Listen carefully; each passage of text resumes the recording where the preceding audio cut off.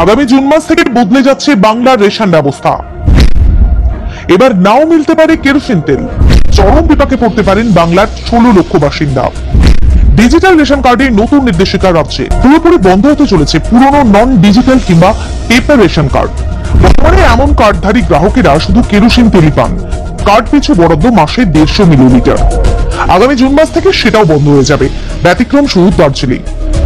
আপাতত আরো কিছুদিন সেখানে পেপার রেশন কার্ডের গ্রাহকদের কেরোসিন দেওয়া হবে। বাকি সর্বত্র 1 জুন থেকে নন ডিজিটাল কার্ডে আর কোনো কিছুই মিলবে না। সম্প্রতি এই ব্যাপারে বিজ্ঞপ্তি জারি করেছে খাদ্য দপ্তর।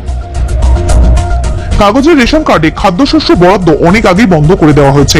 যদিও খাদ্য দপ্তর সূত্রে খবর, এই মুহূর্তে রাজ্যে এমন গ্রাহকের সংখ্যা প্রায় 17.5 লক্ষ, যারা মূলত দক্ষিণ 24 পরগনা, কলকাতা, সল্টলেক এবং দার্জিলিং এ ছড়িয়ে রয়েছেন।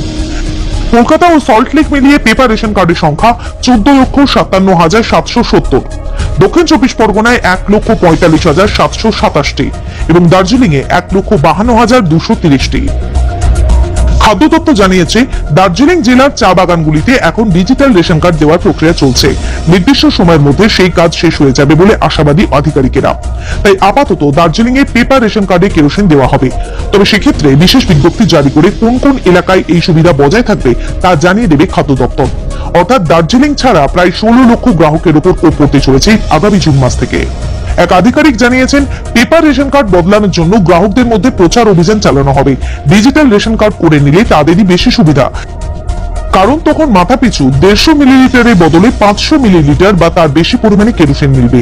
পাশাপাশি পাওয়া যাবে অন্য খাদ্যশস্য। যদিও বরাদ্দ বন্ধের বিষয়টি সমর্থন করছেন না কেরোসিন ডিলারদের রাজ্য সংগঠনের সাধারণ সম্পাদক অশোক গুপ্ত। তার মতে, অনেক গ্রাহক রেশনে শুধু কেরোসিন নিতেই আগ্রহী, তাই তারা পেপার কার্ড রেখে দিয়েছিলেন। খাদ্য দপ্তরের সিদ্ধান্তে তারা সমস্যায় পড়তে পারেন। অবশ্য খাদ্য দপ্তরের বক্তব্য, এতে রাজ্যের জন্য বরাদ্দ কেরোসিনের যথাযথ ব্যবহারের সুবিধা হবে। এখন পুরো কোটা তুলতে সমস্যা হচ্ছে। প্রায় প্রতি মাসে বরাদ্দ কেরোসিন পুরোপুরি তোলা যাচ্ছে না।